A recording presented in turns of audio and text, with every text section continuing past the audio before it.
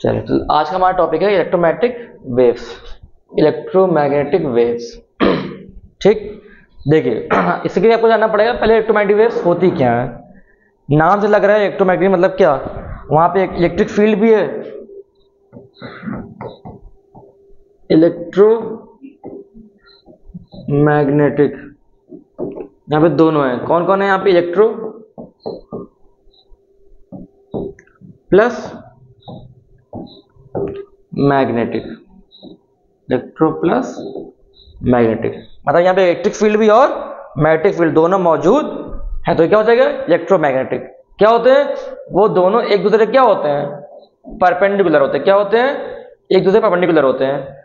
ठीक, एक पे हो गया क्या, एक पे इलेक्ट्रिक फील्ड हो गया, एक पे आपका क्या हो गया मैग्नेटिक फील्ड हो गया एक एक्सिस पे, और जो तीसरी एक्सिस है जेड वाली, ठीक, उस पे आपका चार्ज पार्टिकल मूव कर रहा है वेलोसिटी से, वी वेलोसिटी से मूव कर रहा होता है। देखिए इस तरीके से बनता है, एक वेव ऐसे है और वाई वाली ऐसे बनती है, ऐसे ऐसे। ठीक, इसको क्या बोलते हैं, इलेक्ट्रोमैग्नेटिक वेव्स। इलेक्ट्रोमैग्नेटिक वेव्स का एग्जांपल क्या होता है, इलेक्ट्रोमैग्नेटिक वेव्स का एग्जांपल क्या होता है आपका, लाइट वेव्स। सन से जो लाइट आती है वो क्या होती है, सन से जो लाइट आती है वो कौन सी वेव होती है, लाइट रेज बोलिए, लाइट वेव बोलिए, जो भी आप बोलिए। ठीक, वेव बोलिए रेज बोलिए, एक ही बात होती है। ठीक, ये हो गया किसका एग्जांपल, इलेक्ट्रोमैग्नेटिक वेव्स का। लाइट के अंदर आपका इलेक्ट्रिक और मैग्नेटिक फील्ड दोनों परपेंडिकुलर होती हैं एक दूसरे के। ठीक, दूसरी बात, जो आपके इलेक्ट्रोमैग्नेटिक वेव्स होती हैं उनको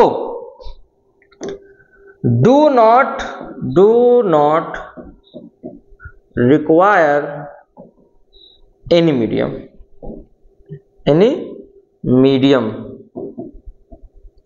टू प्रोपोगेट मतलब क्या, चलना, आगे बढ़ना। यानी कि इलेक्ट्रोमैग्नेटिक वेव्स को आगे बढ़ने के लिए किसी मीडियम की जरूरत नहीं पड़ती है। फॉर एग्जांपल सन से हमारी रेज आती है यहाँ पे अर्थ पे, सन और अर्थ के बीच में क्या है, वैक्यूम स्पेस, कुछ नहीं है, एयर भी नहीं है, मतलब क्या, कोई मीडियम है ही नहीं। इसके बावजूद आपकी जो वेव रेज है सनलाइट वो अर्थ तक आ जा रही है। यानी इससे ये कंफर्म होता है कि आपका जो इलेक्ट्रोमैग्नेटिक वेव्स या लाइट वेव्स हैं उन्हें प्रोपेगेट होने के लिए किसी भी मीडियम की जरूरत नहीं होती है। इसका जो रिवर्स होता है वो क्या होती है, लॉन्गिट्यूडनल वेव होती है, जैसे साउंड वेव ये साउंड वेव आपका क्या होता है, लॉन्गिट्यूडनल वेव होती हैं। उनको आपको प्रोपेगेट करने के लिए मीडियम की जरूरत पड़ती है। जैसे कि आपने देखा होगा मूवीज वगैरह में, जो एस्ट्रोनॉट्स जाते हैं स्पेस में वो बोल नहीं पाते, उन्हें एक माइक के थ्रू बोलना पड़ता है, क्योंकि स्पेस में एयर नहीं है, मीडियम नहीं है, तो साउंड वेव ट्रैवल नहीं कर पाएगी। ठीक, चलिए हमारे मेन टॉपिक पे आते हैं, इलेक्ट्रोमैग्नेटिक वेव्स। ठीक, a brief summary electromagnetic waves learn that the, ये देखिए जो पहले साहब थे वो थे जेम्स मैक्सवेल। कौन थे, जेम्स मैक्सवेल। उन्होंने कहा था कि जो इलेक्ट्रिक फील्ड आपकी है, जो इलेक्ट्रिक फील्ड को चेंज हो रही है वो प्रोड्यूस करती है क्या, magnetic field. Electric field changes with time produces magnetic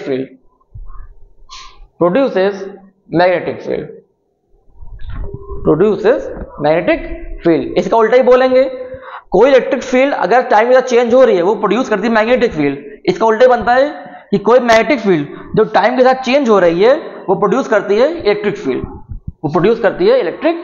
field, देखिए मैं लिख दे रहा हूं, ठीक। अगर पीडीएफ क्लियर नहीं दिख रही है, जब पीडीएफ अपलोड हो जाएगी उससे क्लियर हो जाएगा, कोई दिक्कत वाली बात नहीं है। कि पूरा चैप्टर ये थ्योरी पे बेस्ड है, आई थिंक 10% होगा सिर्फ न्यूमेरिकल, बाकी पूरा का पूरा थ्योरी बेस्ड है। ठीक, तो क्या हमने कहा क्या होता है, changing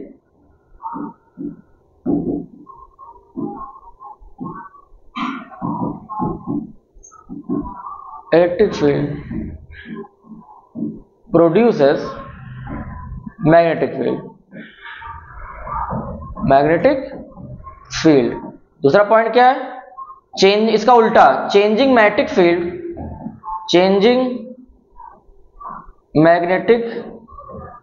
field produces electric field. ठीक, तो दोनों एक दूसरे पे क्या हो रहे हैं, चेंज होने पे एक दूसरे को प्रोड्यूस कर रहे हैं इलेक्ट्रिक फील्ड। चलिए next, Maxwell formulated 4 equation. Maxwell ने 4 इक्वेशन दी थी, इसे बोलते हैं क्या, मैक्सवेल इक्वेशन। क्या बोलते हैं, मैक्सवेल इक्वेशन बोलते हैं। कौन सी 4 इक्वेशन है अभी हम आगे पढ़ेंगे उसको। ठीक, आपको मैंने पढ़ाया था क्या, एम्पियर सर्किटल लॉ। क्या था, एम्पियर सर्किटल लॉ पढ़ाया था। एम्पियर सर्किटल लॉ क्या होता है, याद है किसी को, देखिए क्या था Ampere circuital law, integration of line integration of B dot dl, B dot dl, line integration of B dot dl is equal to mu naught times I, mu naught times I. इसे line integration का अगर आप DL length का वहां पे magnetic field निकालेंगे तो वो कितने इलेक्ट्रिक फील्ड जो आपकी जो इलेक्ट्रिक करंट होगा वो म्यू नॉट टाइम्स होगा। ये क्या था, एम्पियर सर्किटल लॉ ये था। इन्होंने कहा था, मैक्सवेल साहब ने ये कहा कि आपका जो एम्पियर सर्किटल लॉ है इसके अंदर कुछ खामियां हैं, कुछ गलतियां हैं। ठीक, खामियां यानी क्या, इनकंसिस्टेंसी बोला। Ampere circuital law is inconsistency. ठीक, इसके अंदर कुछ खामियां हैं। ठीक, खामियां का आगे बताते हैं हम क्या होता है। और उन खामियों को इन्होंने दूर किया। कैसे दूर किया, by adding a term called displacement current. जो उसमें खामियां थी उसको इन्होंने दूर किया या सही किया या फिक्स किया by adding a term called displacement current. ठीक, देखिए ये रहा आपका, देखिए ऐसे सब यहां समझेंगे इसको। किधर गया, देखिए इसको लिख लीजिए, लिख लीजिए इसको पहले, वीडियो पॉज करके। हो गया, आगे बढ़ रहा हूं मैं।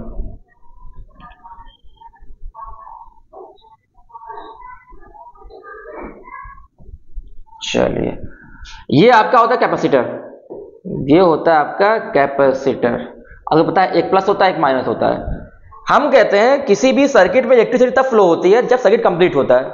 जब सर्किट कंप्लीट होता है तब उसमें इलेक्ट्रिसिटी फ्लो होती है। सर्किट अगर ब्रेक है, कंप्लीट नहीं है तो इलेक्ट्रिसिटी फ्लो नहीं होगी। ठीक, आपने बना दिया, बट आप देख रहे हैं ये देखिए बीच में गैप है, ये बीच में क्या, एयर है, गैप है, यहाँ पे कोई मीडियम ही नहीं, एयर है बस, कोई फिजिकल मीडियम यहाँ पे है ही नहीं, हवा भरी हुई है, यानी क्या सर्किट भी से ब्रेक है। लेकिन इसके बावजूद आपका अगर बल्ब यहाँ पे लगाओगे तो बल्ब यहाँ पे जलेगा, ग्लो हो जाएगा, बल्ब यहाँ पे ग्लो हो जाता है, यानी सर्किट कंप्लीट है। लेकिन यहाँ तो दिख रहा है भाई बीच में गैप है, गैप भी है तो कंप्लीट कैसे हो गया, फिर बल्ब जल कैसे रहा है। तो यहाँ पे जो आपकी इलेक्ट्रॉन की जो इलेक्ट्रिक फील्ड आई वो इस यहाँ पे चेंज हो रही है, चेंज हो रही है वो मैग्नेटिक फील्ड में। वो यहां से यहां आगे मैग्नेटिक फील्ड गई, फर्दर यहां तक आई इलेक्ट्रिक फील्ड, यहां से यहां आई मैग्नेटिक फील्ड, फर्दर जब फिर से यहां पे आई तो फिर से बन गई क्या, इलेक्ट्रिक फील्ड बन गई। ठीक, तो आपका इलेक्ट्रिक फील्ड चेंज हुई मैग्नेटिक फील्ड में, मैग्नेटिक फील्ड चेंज हुई आपकी इलेक्ट्रिक फील्ड में। तो यहां से उन्होंने जो टर्म लगाया मैग्नेटिक फील्ड कि आपकी इलेक्ट्रिक फील्ड चेंज होकर मैग्नेटिक फील्ड प्रोड्यूस हो रही है, जो कि पहले नहीं कहा गया था। तो यहां तो इस एरिया में, जहां इस कैपेसिटर के इस एरिया में जहां एयर है वहां पे जो करंट फ्लो हो रहा है, जो वहां पे जो करंट फ्लो हो रहा है उसको हमने बोला क्या, डिस्प्लेसमेंट करंट। क्या बोला उसको हमने, डिस्प्लेसमेंट करंट। ठीक, देखिए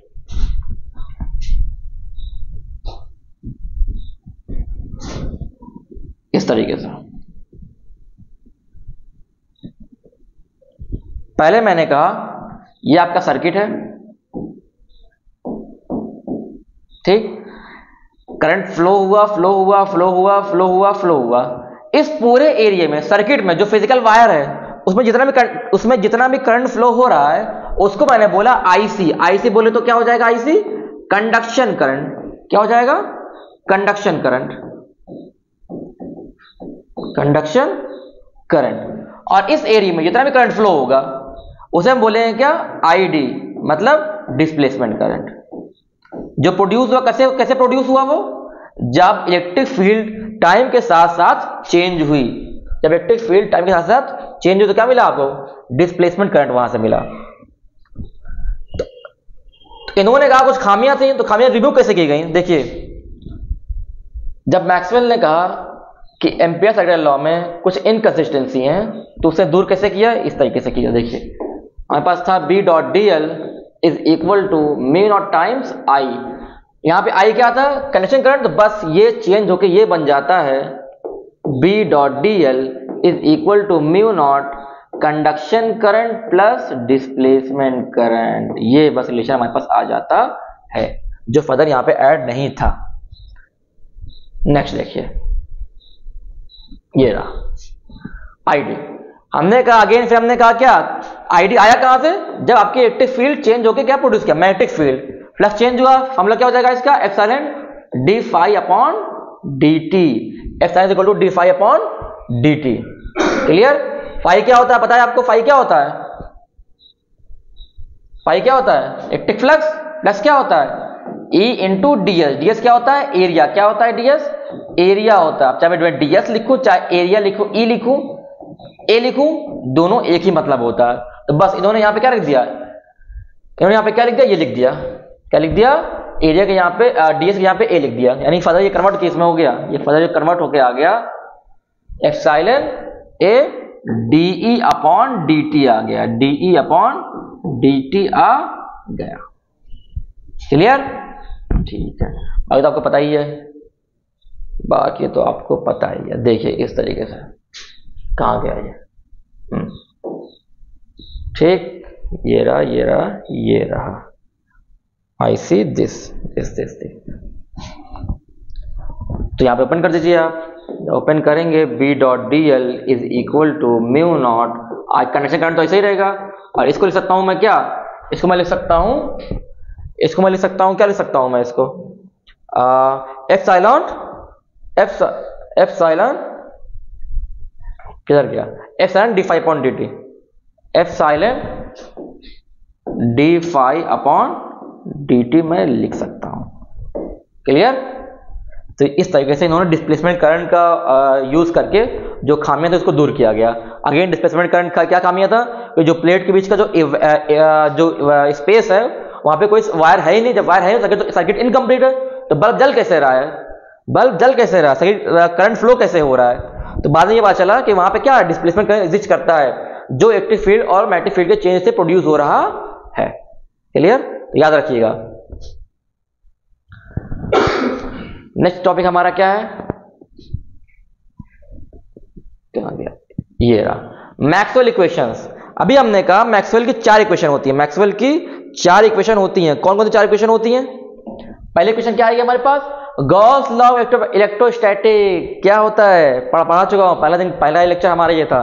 क्या था गॉस लॉ? कि आपका जो फ्लक्स होता है वो होता है 1 अपॉन एप्सिलॉन नॉट टाइम्स किसके? Total charge enclosed bye a surface. इसको हम ढंग से लिखेंगे तो क्या हो जाएगा? Q upon epsilon not. ये होता है क्या? गॉस लॉ इलेक्ट्रोस्टैटिक में। गॉस लॉ इलेक्ट्रोस्टैटिक में देखिए ये लिखा हुआ है। दूसरा क्या था हमारे पास? Gauss law magnetism. ये भी पढ़ाया हुआ, अभी दो लेक्चर पहले ही पढ़ाया था मैंने। क्या था? कि किसी क्लोज सरफेस का जो जितने फ्लक्स आते हैं, ये क्लोज सरफेस है, जितनी लाइन आई उतनी लाइन लीव कर गई, जितना फ्लक्स आया उतना फ्लक्स लीव कर गया, जितना एंटर हुआ उतना एग्जिट कर गया। टोटल फ्लक्स कितना आ जाएगा? टोटल जो नेट फ्लक्स होगा वो क्या हो जाएगा यहाँ पे? 0। यही क्या था? Total flux enclose by close surface will be 0। ये क्या था? गॉस लॉ मैग्नेटिज्म में हमने पढ़ लिया। गॉस लॉ इलेक्ट्रोस्टैटिक में हमने पढ़ लिया गॉस लॉ मैग्नेटिज्म में। तीसरा क्या हमारे पास? Faraday law of electromagnetic induction. ये क्या था? Faraday law of electromagnetic induction क्या था हमारे पास? हमने कहा जो आपका इंड्यूस ईएमएफ आता है वो कैसे आता है? By changing in flux. जो फ्लक्स लिंक है वो चेंज होगा। जैसे जैसे फ्लक्स चेंज होएगा तो क्या आएगा हमारे पास? क्या आएगा हमारे पास? हमारे पास आएगा क्या? Induce EMF. देखिए कैसे, ये कैसे आया बता रहा हूं आपको मैं, ये कैसे आया देखिए। बस फॉर्मूले इसमें याद रखने और थ्योरी पूरा थ्योरी है ये चैप्टर मोस्टली। देखिए आपने पढ़ा था एप्सिलॉन इज इक्वल टू था D phi upon D T.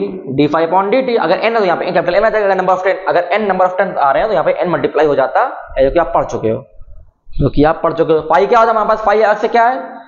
Phi हमारे पास यहाँ पे क्या है? ए डॉट डी एस। अब चाहे डी एस लिखो डी एल लिखो एक ही बात होती है, वेरिएबल है, कुछ भी लिख सकते हो। ठीक, इस वैल्यू को यहाँ पुट कीजिए। इस वैल्यू पुट करें तो यहाँ पे क्या आ जाएगा? Minus upon D T. जो एल है टी है, ई बाहर आ जाएगा, ई कांस्टेंट है। ठीक, मैं यानी फाई के यहाँ पे ये लिख सकता हूं, मैं फाई के यहाँ पे ये लिख सकता हूं। ठीक, फ्लक्स। अच्छा ये भी हो गया, ये क्या? ये हो गया इलेक्ट्रिक फील्ड के टर्म में, और ये हो गया मैग्नेटिक फील्ड के टर्म में। फ्लक्स एक और क्या होता है? फ्लक्स ये भी होता है बी डॉट डी एस। क्या होता है? बी डॉट डी एस भी होता है। ठीक, चलिए ये इलेक्ट्रिक फ्लक्स की बात करें अगर, और अगर मैग्नेटिक फ्लक्स की बात करूं तो मैग्नेटिक फील्ड लाइंस आ जाएंगे। सिंपल, वहां पे मैग्नेटिक फील्ड लाइंस आ जाएंगे।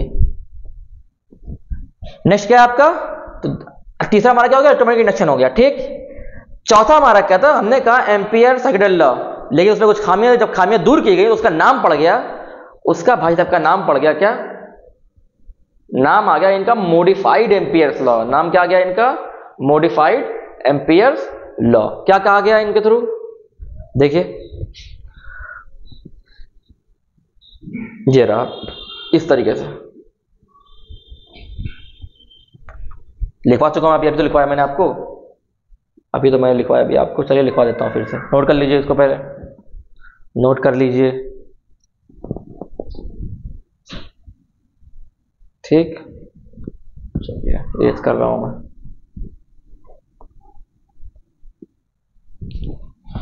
देखिए हमने पढ़ा ये था Ampere secondary law, B dot D L is equal to mu naught times I.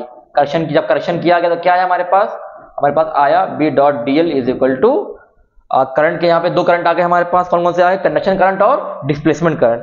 Conduction current और डिस्प्लेसमेंट करंट हमारे पास आ गए, mu naught I C plus I D, दोनों को ओपन कर दीजिए। क्या आएगा हमारे पास, दोनों ओपन करेंगे तो बी डॉट डी एल, ये तो ऐसे ही पड़ा रहेगा भाई, इसको तो बात ही मत करो।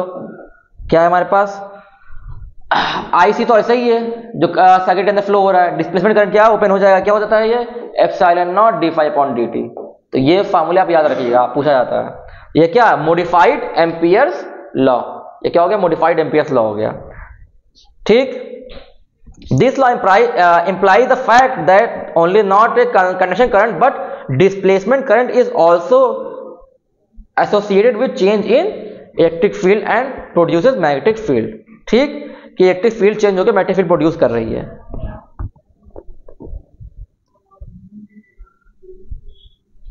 Maxwell prediction of electromagnetic waves. अब जो है इलेक्ट्रोमैग्नेटिक वेव्स आई कहां से, पता किसने लगाया, तो पहले जो पहले साहब थे वो थे इलेक्ट्रोमैग्नेटिक मैक्सवेल से। कौन थे, नाम याद रखिएगा, जेम्स मैक्सवेल पूरा नाम था इनका। मैक्सवेल ने क्या कहा कि जो आपकी इलेक्ट्रोमैग्नेटिक, अभी मैंने आपसे कहा इलेक्ट्रोमैग्नेटिक वेव्स क्या होती हैं, इस तरीके से एक दूसरे परपेंडिकुलर होती हैं, एक दूसरे के परपेंडिकुलर होती है, वहां पे इलेक्ट्रिक फील्ड भी आती है, वहां पे नाम से लग रहा है electric and magnetic, electric field भी आ रही है और मैग्नेटिक फील्ड भी आ रही है, दोनों एक दूसरे परपेंडिकुलर होती हैं, और दोनों होती हैं किसके, डायरेक्शन ऑफ प्रोपगेशन के भी परपेंडिकुलर होती है। आप जब बनाते हो X axis, Y axis, Z axis, ये तीनों एक्सिस इस तरीके से, ये तीनों एक्सिस एक दूसरे पे क्या होती हैं, 90 डिग्री पे होती हैं, परपेंडिकुलर होती हैं, ये भी 90, ये भी 90, ये भी 90, ठीक। इस तरीके से ये x हो गया, ये y हो गया और ये z हो गया, ठीक, x y z, ठीक। दूसरा क्या हो गया, अगर मैं बात करूं टाइम के रिस्पेक्ट में, तो टाइम के रिस्पेक्ट में ये वेरी करती है। कैसे वेरी करती है, वेव बना दीजिए आप वेव बना देंगे समझ जाएंगे, देखिए इस तरीके से, इस तरीके से कहा गया, ये आपकी इस तरीके से a time varying electric field, ये वेव जो होती है क्या होती है, ये होती है आपका इलेक्ट्रोमैग्नेटिक वेव। टाइम वेरिंग आपका इलेक्ट्रिक फील्ड होगा जो प्रोड्यूस करेगा मैग्नेटिक फील्ड, और टाइम वेरिंग मैग्नेटिक फील्ड होगा जो प्रोड्यूस करेगा इलेक्ट्रिक फील्ड। चलिए ये हो गया, आगे बढ़ रहा हूं मैं। दूसरी बात, ये तो अपने पढ़ इलेक्ट्रोमैग्नेटिक होती क्या, प्रोड्यूस कैसे होती है ये जानिए। प्रोड्यूस कौन होती है, कहां से कैसे प्रोड्यूस होती है, ये जान लिए। दे आर प्रोड्यूस्ड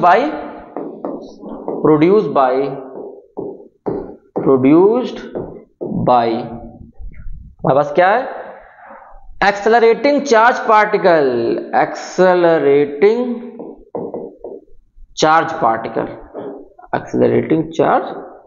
कोई चार्ज पार्टिकल वो एक्सेलरेट करेगा तो वहां से इलेक्ट्रोमैग्नेटिक वेव्स, या फिर शॉर्ट फॉर्म में ईएम वेव भी बोलते हैं, इलेक्ट्रोमैग्नेटिक को ईएम वेव भी बोलते हैं।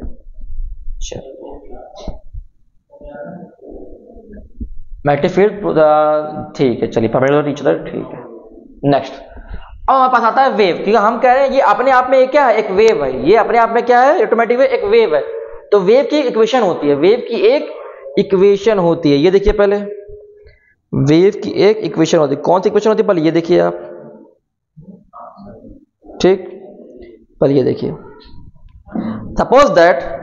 सपोज दैट मैंने बनाया है आपका क्या, मैंने बनाया आपका इस तरीके से, यहां मैंने दिखाया z, यहां मैंने दिखाया क्या y, यहां मैंने दिखाया है x को। देख मैंने बोल दिया z पे क्या हो रहा है, मूव कर रहा है, मूव या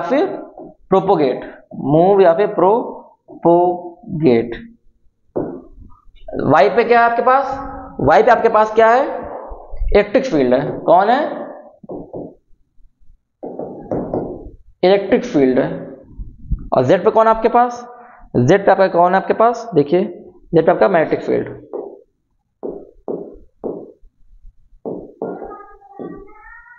मैग्नेटिक फील्ड, ठीक। अब आपको पहले ये जानना पड़ेगा, चलिए बता देता हूं मैं, आपकी जब 11th पढ़ाऊंगा तब वहां से क्लियर हो जाएगा आपका। जब आप वेक्टर पढ़ते हैं, वेक्टर में तीन, जब एक्सिस आती है ऐसे एक्स वाई जेड, तो यहाँ पे तीन यूनिट वेक्टर आते हैं। क्या आते हैं, यूनिट वेक्टर आते हैं, यूनिट वेक्टर। इनका जो मैग्नीट्यूड होता है, नाम से लग, यूनिट मतलब क्या, 1, नाम से लग रहा है यूनिट वेक्टर। जो एक्स पे आता है उसे बोलते हैं आई कैप, जो वाई पे उसे बोलते हैं जे कैप, जेड पे क्या बोलते हैं, के कैप बोलते हैं। बस ये याद रखिएगा, एक्स वाले पे जो आता है उसे आई कैप, वाई वाले को जे कैप, के वाले को के कैप। तो यहां से हमारे पास जो इक्वेशन आती है वो आती है इस तरीके से, ई वाई जे कैप। क्या, क्योंकि वाई हमने देखिए, ये वाई जो लिखा है ये चेंज हो सकता है। आप वाई, आप इलेक्ट्रिक फील्ड, जरूरी नहीं है कि आप हमेशा इलेक्ट्रिक फील्ड को वाई पे ही भेजो, आप चाहो तो जेड पे भेजो, चाहो तो एक्स पे भेजो, कोई दिक्कत नहीं है, कोई दिक्कत नहीं, हमेशा आपका फॉर्मूला सेम आएगा। तो आपको फर्क यहाँ पे वाई के यहाँ जेड लिखना पड़ेगा, वाई के यहाँ एक्स लिखना पड़ेगा, बस कोई दिक्कत नहीं। किसी भी एक्सिस पे उठा के फेंक दो, किसी भी एक्सिस पे आप उठा के फेंक दो, कोई दिक्कत नहीं है। चलिए, तो फॉर्मूला क्या इन्होंने लिखा यहाँ से, ई जो आपके पास क्या है, E Y Z, E Y J cap, और ई वाई क्या हमारे पास आया, ये होता है ई वाई साइन के एक्स माइनस ओमेगा टी। तरह होगा सर ये के एक्स माइनस ओमेगा टी कहां से आ गया, ये होती है equation of A wave, equation of A wave होती है ये, इक्वेशन ऑफ ए वेव। देखिए क्या हमारे पास क्या आया, ई वी साइन के एक्स माइनस ओमेगा टी, और जे कैप तो हमारा है ही है, कैप तो हमारा, ये होती है equation of electric field. Electric field अपने आप में क्या, एक वेव है, अपने आप में वो भी एक वेव है, क्लियर। और जब के होता है, के कहां गया आपका, जो के होता है वो इस तरीके से खुलता है, के जो होता है वो इस तरीके से खुलता है। देखिए कहां गया,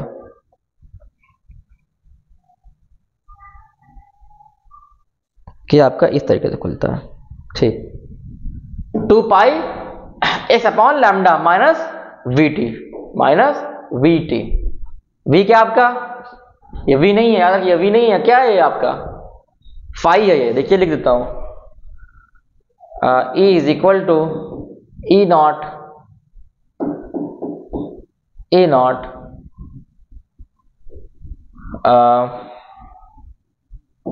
to pi X upon lambda minus phi T, frequency है ये, ठीक। जे क्या आपका बाहर लगा हुआ है, ठीक। सेम केस सेम ही होगा, सेम फॉर्मूला किसके लिए, मैग्नेटिक फील्ड के लिए होगा। पर क्या मैग्नेटिक फील्ड आपका कहां जेड पे आ रहा है, इन्होंने लिख दिया बी जेड के कैप लिख दिया। अगेन बी नॉट क्या आ जाएगा, B naught K X minus omega T, B naught K X minus omega T हो जाएगा। फर्दर ये फॉर्म में खुल जाएगा फिर से, ठीक, याद रखिएगा। अगेन आपको जो अगर सी निकालना हो, क्या निकालना हो, सी, इलेक्ट्रिक फील्ड और मैग्नेटिक फील्ड को डिवाइड करेंगे तो वहां से आता है सी। सी क्या होता है हमारे पास, सी जो हमारे पास होता है, लिख लीजिए पहले इसको, सी हमारे पास जो होता है वो होता है स्पीड ऑफ लाइट। कितना होता है स्पीड ऑफ लाइट, 3 इंटू 10⁸, कितना होता है, 3 इंटू 10⁸ स्पीड ऑफ लाइट होता है, 3 इंटू 10⁸ मीटर पर सेकेंड। जब इन्होंने कहा ये, जब E upon B electric field upon magnetic field को आप डिवाइड करोगे आपको क्या मिलेगा, सी, स्पीड ऑफ लाइट मिलेगा। क्या मिलेगा, स्पीड ऑफ लाइट। एक और फॉर्मूला यहाँ पे देखिए, एक और देखिए, सी जो होता है वो होता है 1 upon under root mu naught into epsilon naught. अगर आपसे पूछा जाए कि ये सी की वैल्यू आई कहां से, देखिए यहां से आई है। एप्सिलॉन म्यू नॉट क्या होता है आपके पास, परमिटिविटी होता है, क्या होता है, परमिटिविटी, और एप्सिलॉन एक मिनट, परमिएबिलिटी होता है, ये क्या होता है, परमिएबिलिटी। और एप्सिलॉन नॉट क्या होता है, परमिटिविटी, और ये होता है क्या, परमिटिविटी, ठीक। हमें पता है एप्सिलॉन नॉट की वैल्यू क्या होती है, एप्सिलॉन नॉट की वैल्यू क्या होती है बताइए, देखिए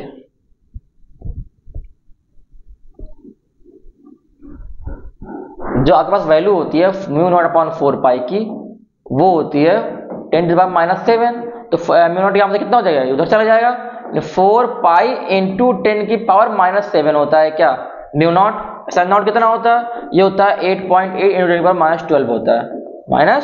इन दोनों वैल्यू रखोगे ना, रूट मारोगे, 1 अपॉन फॉर्म में लिखोगे, सॉल्व करोगे, तब आपका आंसर ये आएगा क्या 3 इंटू 10⁸, यानी जो स्पीड ऑफ लाइट तब वहां से कैलकुलेट हो जाएगी। क्लियर, चलिए ये होगा क्या आपका स्पीड ऑफ लाइट, यहां से आप निकाल सकते हो।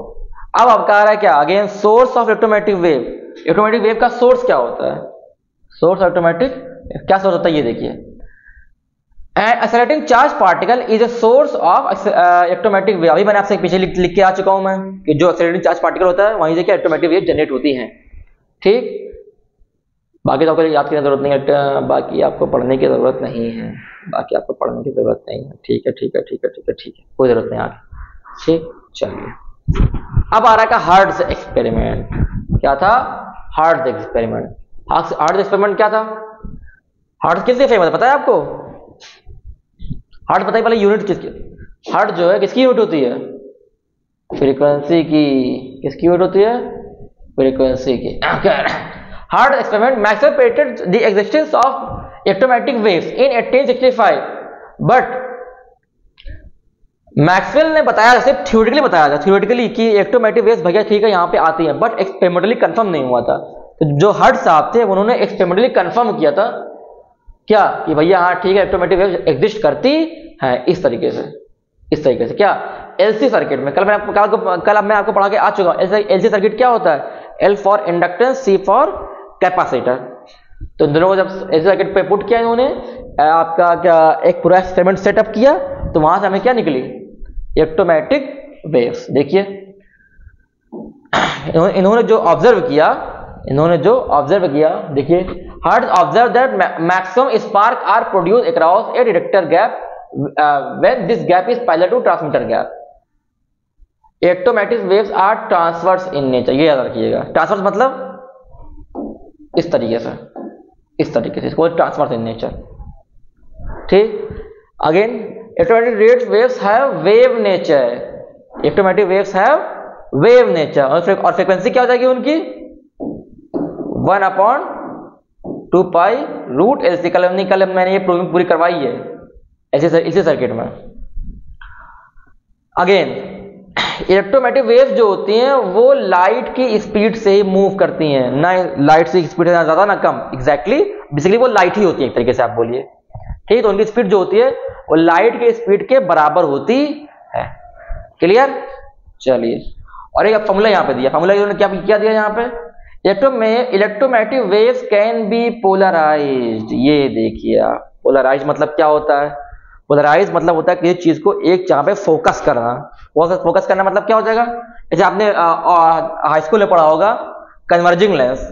क्या हो कन्वर्जिंग लेंस, लाइट ऐसे आई, लाइट ऐसे यहाँ पे कन्वर्ज हो गए। तो बस यही फिनोमिना बेसिकली कि जो वेव्स आती हैं वे भी एक पॉइंट पे कन्वर्ज हो जाती है। आपने वो देखा एंटीना देखिए, सेम रिसीवर लगा होता है, तो जो वेव्स आती हैं वो इसी रिसीवर पे जाके, जो पहले वो टीन का डब्बा जैसा कुछ होता है उल्टा यू जैसा, वहां पे रिफ्लेक्ट करेंगे, और जहां पे फौरन यहाँ पे आके इस पे हिट करते हैं रिसीवर पे। ठीक, इसे बोलते हैं पोलराइज होना। क्या होगा, पोलराइज होना। फॉर्मूला देखिए, फॉर्मूला क्या होता है, फॉर्मूला याद रखिएगा। यहाँ पे कहाँ लिखूं मैं, यहाँ लिख देता हूं मैं।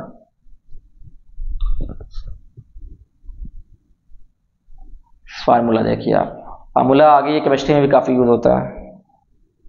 सी जो होता है वो होता है फ्रीक्वेंसी इंटू वेवलेंथ, बहुत इंपॉर्टेंट फार्मूला है। ये क्या है, फ्रीक्वेंसी, म्यू से म्यू, इसको भी म्यू बोलते हैं, और ये क्या, वेवलेंथ। क्या है ये, वेवलेंथ। और सी तो पता ही आपको क्या है, speed of light, speed of light, जिसकी वैल्यू आपको पता है। तो यहां से पूछो ये कितना, म्यू कितना हो जाएगा, लैम्डा, या लैम्डा कितना हो जाएगा, ये सी अपॉन म्यू हो जाएगा, अपॉन फ्रीक्वेंसी हो जाएगा, कोई दिक्कत नहीं है। देखिए सी पता है आपको, अगर मैं किसी बोलूं ये किसी पर्टिकुलर वेव की फ्रीक्वेंसी कितनी है, तो आप इसका वेवलेंथ निकाले, कोई दिक्कत नहीं, आपको सी पता है, फ्रीक्वेंसी रखिए, वेवलेंथ निकाल लीजिए, कोई इशू नहीं है। आसान सा क्वेश्चन है। ठीक, आगे बढ़ रहा हूं मैं।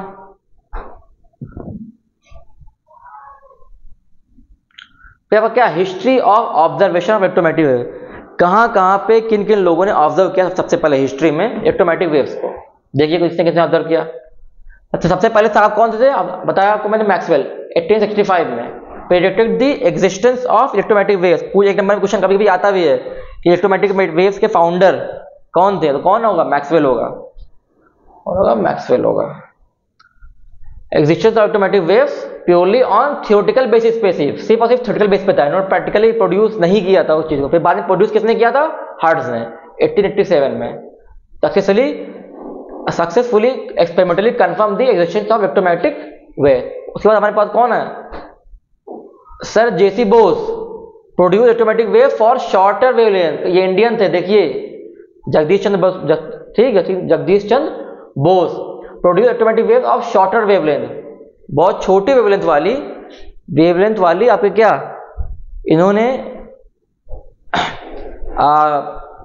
वेव्स निकाले। कौन सी, इलेक्ट्रोमैग्नेटिक वेव्स। छोटी लेंथ मतलब क्या, देखिए बोला शॉर्टर वेवलेंथ, इसका मतलब क्या हुआ, अभी आपने पढ़ा लैम्डा जो होता है वो क्या होता है, C/μ होता है। मतलब हमारे पास ये आपका वेवलेंथ है और ये क्या, फ्रीक्वेंसी। यानी जो वेवलेंथ और फ्रीक्वेंसी जो रिलेशन वो क्या, इनवर्स है। क्या है, इनवर्स है। मतलब अगर लैम्डा या वेवलेंथ बड़ा है तो फ्रीक्वेंसी कम छोटी होगी, अगर वेवलेंथ छोटी है तो फ्रीक्वेंसी ज्यादा होगी। मतलब क्या, देखिए उस दिन मैंने आपको बताया था, देखिए इस तरीके से, इस तरीके, ये पूरा होता है एक लैम्डा, ये कितना था, पूरा एक लैम्डा होता है, जहां पे पूरा एक कंप्लीट होता है, एक अप एक डाउन। और ये देखिए यहां पे वेवलेंथ ज्यादा है, यहां पे वेवलेंथ लैम्डा देखिए कम है, यहां पे वेवलेंथ देखिए कम है, वेवलेंथ हमारा यहां पे कम है, इस तरीके से लैम्डा, ठीक।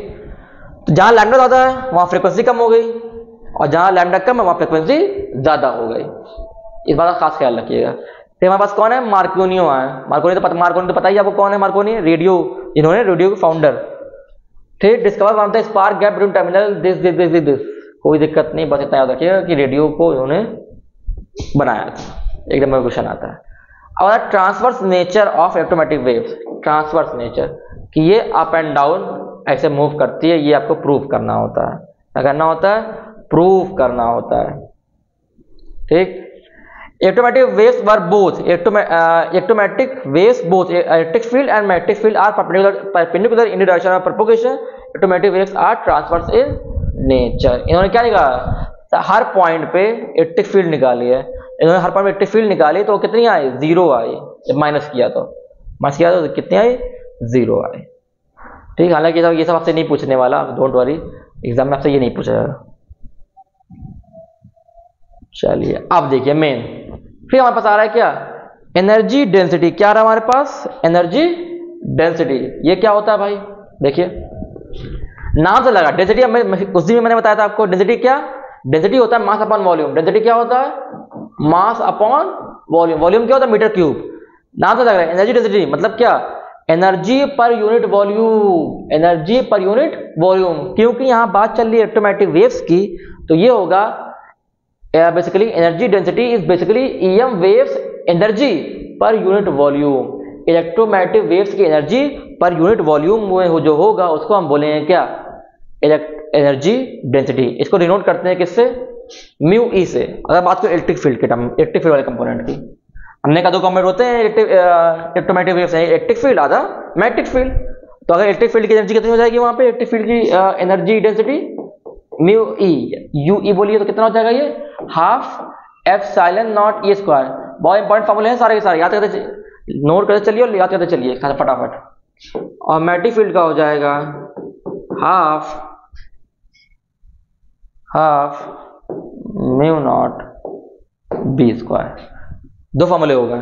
तो टोटल एनर्जी कितनी हो जाएगी, फिर दोनों को प्लस कर देंगे, दोनों को प्लस कर देंगे, ठीक। चलिए ये हो गया, ये हो गया। देखिए यहाँ पे ये कौन सी वैल्यू है, हमने कल पढ़ाया था ऐसी करंट में 2 होते हैं, एक होती है E0 मतलब पीक वैल्यू, एक होती है RMS। मतलब क्या, किसी एक पॉइंट पे, किसी एक पॉइंट पे, देखिए यहाँ पे कुछ नहीं लिखा, नॉट नहीं लिखा, नहीं क्या है यहाँ, बेसिकली ये आरएमएस है। क्या है ये, आरएमएस है। ये क्या है, आरएमएस है। देखिए यहाँ पे देखिए ये आरएमएस है। और आरएमएस और नॉट डिफरेंस रिलेशन क्या होता है, रिलेशन होता है आपका E RMS is equal to E naught upon √2 आ जाता है। क्या आता है, √2 आ जाता है। तो जब मान लो मैं करके दिखा रहा हूं आपको ये वाला, इसको मैं √2 में कन्वर्ट कर रहा हूं तो क्या आ जाएगा, आरएमएस को कितने कन्वर्ट कर रहा हूं, ई नॉट में कन्वर्ट कर रहा हूं तो क्या आ जाएगा, ये देखिए फॉर्मूला चेंज हो जाएगा। क्या क्या आएगा हमारे पास,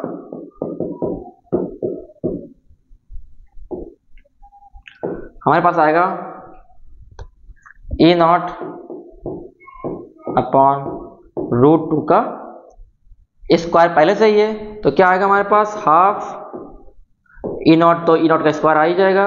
√2 इंटू √2 स्क्वायर ना मतलब √2 इंटू √2 क्या हो जाता है, देखिए √2 इंटू √2 होता है क्या, 2 होता है। क्या होता है, 2 होता है। तो यहाँ 2 हो जाएगा, कोई दिक्कत नहीं है। और 2 दूनी 4 हो जाएगा। कितना आएगा हमारे पास, हमारे पास आ गया 1/4 म्यू नॉट ई नॉट का स्क्वायर। देखिए यहाँ पे 1/4 लेके आए हुए हैं, ये देखिए इस तरीके से, ठीक इस तरीके से आता है। क्लियर। अगर आप यहाँ पे ई नॉट लेके आना चाहते हैं, आपको पता है, आपको अभी बताया मैंने, ई अपॉन बी क्या होता है,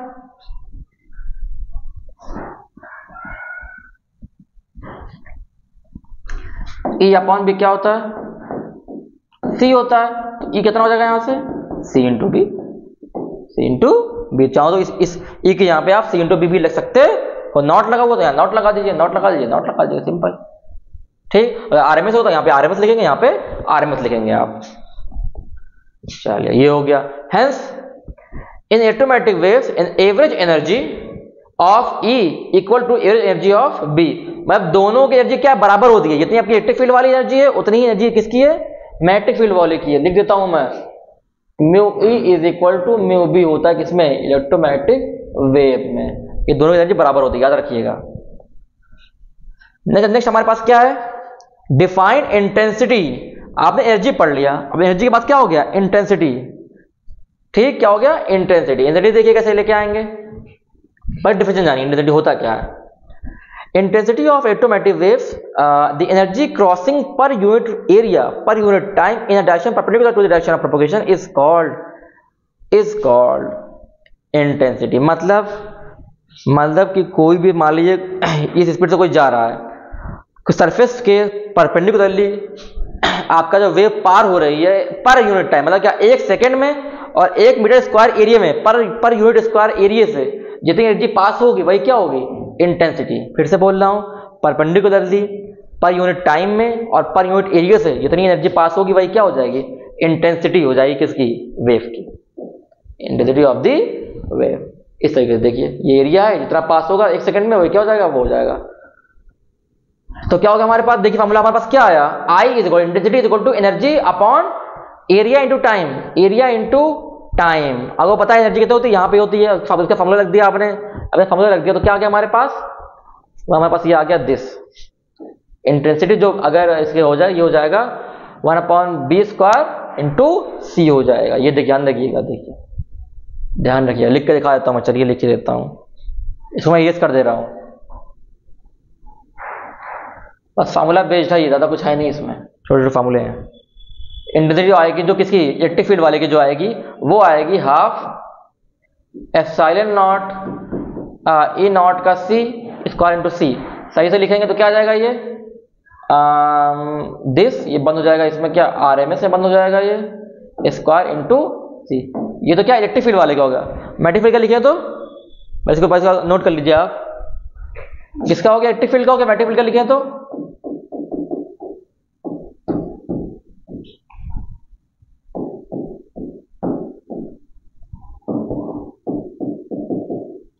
ये हो जाएगा हमारे पास। आरएमएस बंद करें तो क्या होगा, आरएमएस बंद करेंगे तो अब तो मैंने बता ही दिया आपको कि आरएमएस और नॉट में क्या रिलेशन होता है, क्या रिलेशन होता। ये हो गया आपका क्या, मैग्नेटिक फील्ड का, ये हो गया क्या आपका मैग्नेटिक फील्ड का relation. The intensity of electromagnetic waves is proportional to the square of electromagnetic field. Okay, ये देखिए क्या समझ में आया यहाँ से, ये देखिए मेन कंक्लूजन क्या आया पहले वो देखिए।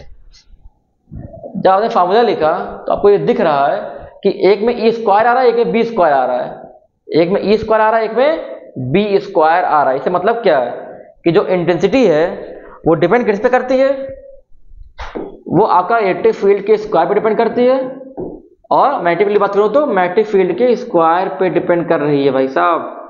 ठीक, तो इस बात का खास ख्याल है, हमारे एक नंबर में भी क्वेश्चन आ चुका है कि किस रिलेशन क्या होता है, तो ये रिलेशन आप याद रखिएगा। अब हम नेक्स्ट हमारा पास क्या है, momentum, momentum of electromagnetic waves, momentum of electromagnetic waves. देखिए ये क्या होता है, मोमेंटम क्या होता है पहले ये देखिए। मोमेंटम होता क्या पहले ये जानिए, मोमेंटम होता है क्या, मोमेंटम को दिखाते हैं पी से, ये होता है एम इंटू वी, मतलब मास इंटू वेलोसिटी को मोमेंटम बोलते हैं। यहाँ पे भैया ऐसा क्या हो गया, अब ये क्या हो गया, momentum electromagnetic waves, electromagnetic waves transport linear momentum as it travel through space. Linear momentum मतलब क्या, कोई भी चीज सीधी चल रही हो, लीनियर, ऐसे कोई मास है वी वेलोसिटी से जा रहा है तो बोलेंगे इसके अंदर मास इंटू वेलोसिटी इतना मोमेंटम है आपके पास लीनियर पे।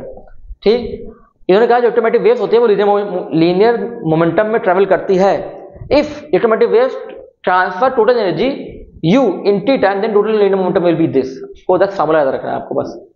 इलेक्ट्रोमैग्नेटिक वेव में क्या होता है momentum, P is equal to capital U upon C, capital U upon C। C क्यों, क्योंकि अब अभी का आपने वेलोसिटी आती है मोमेंटम में, तो वो C यानी स्पीड ऑफ लाइट से चलता है, इसीलिए आपका C आ रहा, और U क्या है, इतना एनर्जी से ट्रांसफर किया, इतना एनर्जी से ट्रांसफर किया।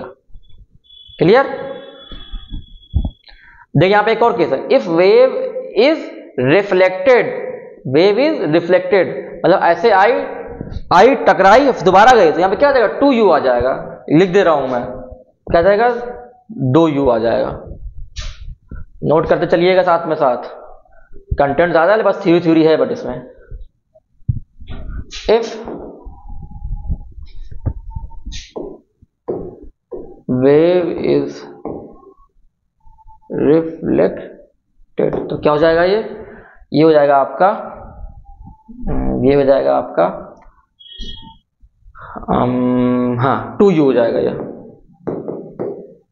2u अपॉन c हो जाएगा, कोई दिक्कत नहीं है। चलिए आगे बढ़ रहा हूं।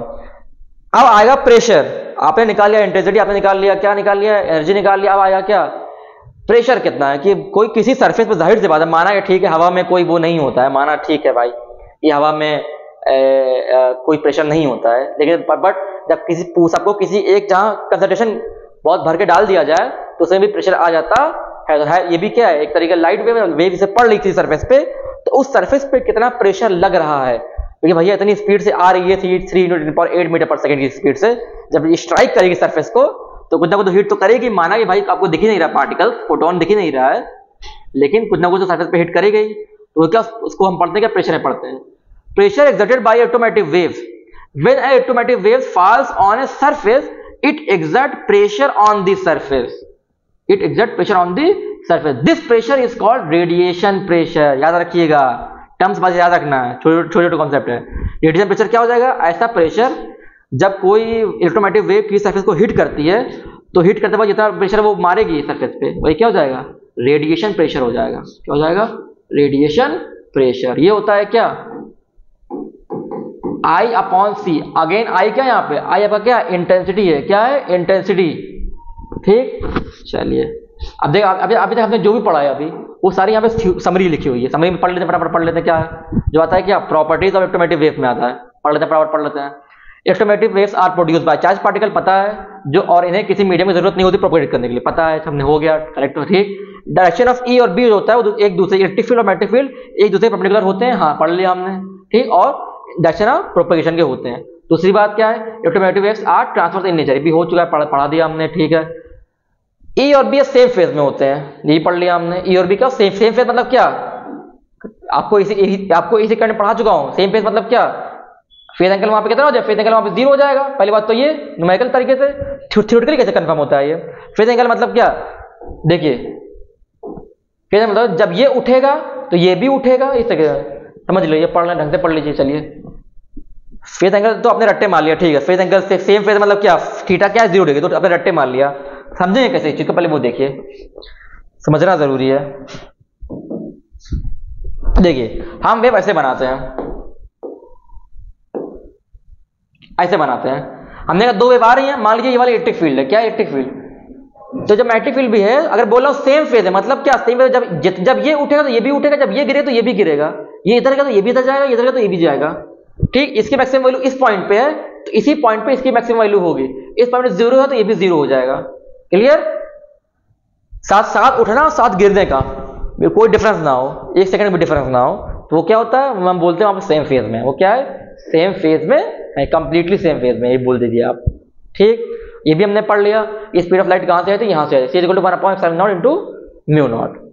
क्लियर? और अब जो डिवाइड कर दोनों को E/B क्या होता है, c होता है, ये भी हो गया हमारे पास। डिस्प्लेसमेंट करंट भी हो गया हमारे पास। ये हमारे पास क्या हो गया, हमारे पास हो गया मोमेंटम भी हो गया, तो मोमेंटम आता है, ये भी हो गया हमारे पास। और क्या हो गया हमारे पास, automatic waves obey the principle of superposition principle. वही हुआ अभी मैंने आपसे बोला। सुपरपोजिशन मतलब क्या, सुपरपोजिशन प्रिंसिपल मतलब क्या, देखिए तो नोट कर लीजिए बढ़िया फटाफट, कंटेंट ज्यादा है हमारे पास, नोट करते चलिए।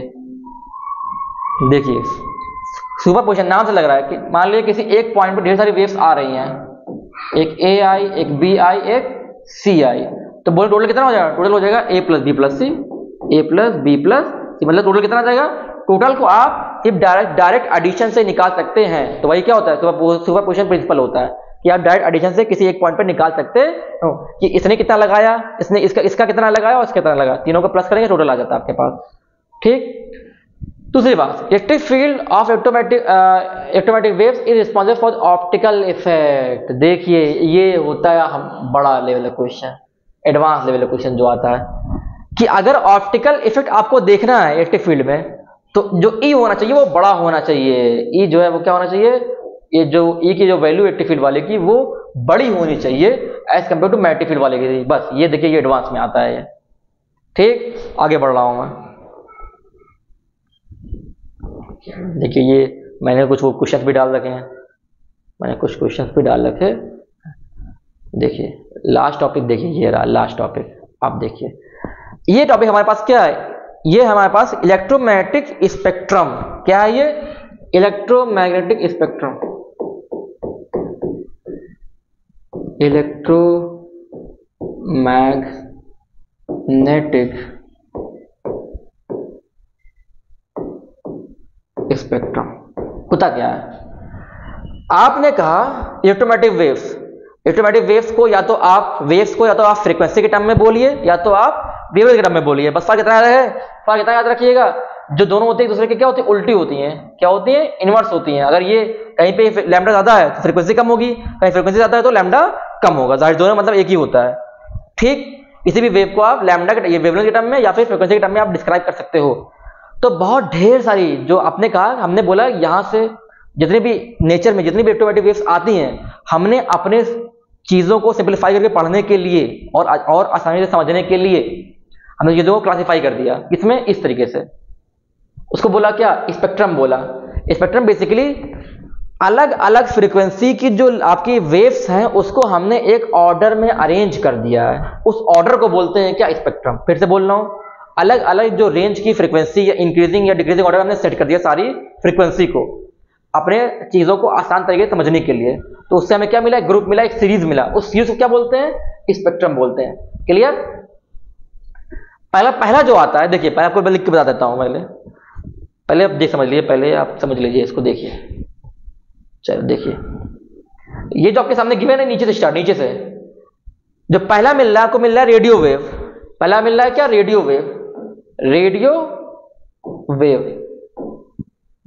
वेव। उसके बाद आता है कौन आता है, उसके बाद माइक्रोवेव आता है। कौन आता है, माइक्रोवेव आता है। देखिए ये जो है आपका लैम्डा फ्रीक्वेंसी के टर्म में लिखा हुआ है, इंक्रीजिंग ऑर्डर में फ्रीक्वेंसी बढ़ रही है। देखिए फ्रीक्वेंसी यहां पे इस साइड में बढ़ रही है, लैम्डा इस साइड में बढ़ रहा है। ठीक, फ्रीक्वेंसी जब आप नीचे से ऊपर जा रहे हैं फ्रीक्वेंसी बढ़ रही है और लैम्डा कम हो रहा है, याद रखिएगा। ठीक, तो अगर मैं बात करूं रेडियो वेव में लैम्डा बहुत ज्यादा है, lambda very high, lambda high है। और फ्रीक्वेंसी क्या है यहाँ पे, फ्रीक्वेंसी क्या है हमारे पास, यहाँ पे लो है। फ्रीक्वेंसी यहाँ पे हमारे पास क्या है, लो है। तो इसमें देखिए, इसमें सारा रट्टा मारना पड़ेगा, सारा का सारा रट्टा, इसमें कुछ कोई दिमाग नहीं लगाना है आपको। रट्टे ये मानने पड़ेंगे कि ये लिखा हुआ है कि इसका वेवलेंथ का रेंज कहां से कहां होता है, इसकी फ्रीक्वेंसी का रेंज कहां से कहां हुआ होता है। दे रखा है, तो जैसे दे रखा क्या 500 kilo hertz, 500 kilo hertz, 1 kilo में कितना होता है 1000 होता है, 1 किलो में 1000 यानी 10⁻³ हर्ट्ज भी आप लिख सकते हो। ठीक, दूसरी बात, डिस्कवर किसने किया था, मार्कोनी ने किया था रेडियो वेव में, पता है आपको। और सोर्स क्या है इसका, एक्साइटेड चार्ज पार्टिकल। दो क्वेश्चन आते हैं इस टाइप से, पहला पूछेगा रेंज। अब रेंज किसी भी पूछ सकता है, वो फ्रीक्वेंसी के टर्म में भी पूछ सकता है, वो लैम्डा के भी टर्म में पूछ सकता है। ठीक, दूसरी बात पूछेगा यूज, यहां से आता है, यूजेस यहां से आता है, ये वाली वेव किस चीज में यूज होती है, ये चीजें आप याद रखिए। जैसे रेडियो वेव लिखा हुआ है, radio wave are use in television and telecommunication में यूज होता है। ठीक, ये सारा आप याद रखिएगा। क्लियर, चलो एक शॉर्टकट बता रहा हूं आपको। वो सर आप रट्टा मारे तो मारे क्या, हम फ्रीक्वेंसी रट्टा मारे या आप लैम्डा यानी वेवलेंथ रट्टा मारे, आपको एक ही रट्टा मारना है, ये तो दूसरा निकालेंगे कैसे। मान सपोज दैट देखिए, सपोज दैट आपको दे रखा है, नोट कर लीजिए पहले, देखिए मान लीजिए आपने रट्टे लगा दिए क्या 10 आपने रट्टे मान लिए फ्रीक्वेंसी के कि आपका 10 हर्ट्ज कोई किसी पर्टिकुलर फ्रीक्वेंसी है, लेकिन क्वेश्चन जो पूछ रहा है वो वेवलेंथ पूछ रहा है। क्या पूछ रहा है, वेवलेंथ के में पूछ रहा है। अगर रट्टे तो फ्रीक्वेंसी लगाए हैं तो वेवलेंथ तो याद नहीं किया, वेवलेंथ तो निकाल लीजिए। निकालते कैसे हैं, लैम्डा होता है क्या C/μ, C क्या होता है 3×8 और लैम्डा यहाँ रख दीजिए, फ्रीक्वेंसी यहाँ पर रख दीजिए, जो आंसर आएगा वो यही आपका, जो यही 10 हर्ट्ज वाली जो आपकी फ्रीक्वेंसी वाली वेव है उसी की वैल्यू आ जाएगी लैम्डा यानी वेवलेंथ के टर्म में, उसी सेम वेव का वेवलेंथ आ जाएगा लैम्डा के टर्म में। क्लियर, तो आप एक याद करके दूसरे को निकाल सकते हो, तो कोई दिक्कत वाली बात नहीं है इसमें। नेक्स्ट कौन हमारे पास, रेडियो वेव के बाद आगे बढ़ रहे हैं, रेडियो के बाद आगे बढ़ रहे हैं। यहाँ पे एक वो लिख लीजिए ट्रेंड भी लिख लीजिए, ट्रेंड भी लिख लीजिए। आपने कहा जो आपका लैम्डा हो और फ्रीक्वेंसी है वो इनवर्स होता है, ठीक, उल्टा होता है। और जिसकी जितनी ज्यादा फ्रीक्वेंसी, जिसकी जितनी ज्यादा फ्रीक्वेंसी उसकी उतनी ज्यादा क्या एनर्जी, उसकी ही उतनी ज्यादा एनर्जी होती, याद रखिएगा। फ्रीक्वेंसी ज्यादा तो एनर्जी ज्यादा होती है, या फिर इंटेंसिटी भी ज्यादा होती है उसकी, याद रखिएगा इस बात को। ठीक, हमारे पास क्या है, माइक्रोवेव है। माइक्रोवेव का अगेन क्या याद रखेंगे आप, वेवलेंथ रेंज याद रखिएगा, कहां से निकलती है और इसका यूज कहां कहां होता है। ठीक, ओवन में यूज, नाम से लग रहा है माइक्रोवेव, ओवन में यूज होता है, आपको जो घरों में रखा जाता है, और लॉन्ग डिस्टेंस कम्युनिकेशन में यूज होता है, और रडार में भी यूज होता है ये। फिर आता है क्या इंफ्रारेड याद रखिएगा। इंफ्रारेड जो होती है उनको बोलते हैं हीट वेव भी बोलते हैं। आपने मूवीज में देखा होगा, कमांडो वगैरह रात में जाते हैं किसी ऑपरेशन में, उनको कैमरा दिया जाता है, उसमें कैमरा क्या वो रेड देखता है, रेड में क्या आपको पता होता है आपके बॉडी टेम्परेचर क्या है, बॉडी टेम्परेचर क्या आपके बॉडी का 37 डिग्री सेल्सियस, गर्म है बॉडी गर्म तो क्या निकलेगी, IR वेव निकलती है। तो बेसिकली जो कैमरे होते हैं रात में जो पकड़ते हैं वो क्या आपको IR वेव पकड़ते हैं, वो हीट वेव पकड़ते हैं। ठीक, उससे कंफर्म हो जाता है कि यहाँ पे कोई बंदा खड़ा हुआ है रात में। ठीक, चलिए IR वेव क्या बोलते हैं, हीट वेव बोलते हैं। एक नंबर में क्वेश्चन आता है ये किसके बाद आता है, इनकी फ्रीक्वेंसी माइक्रोवेव से ज्यादा होती है। रेंज याद रखिएगा, रेंज क्या होती है 10⁻⁻⁶ मीटर।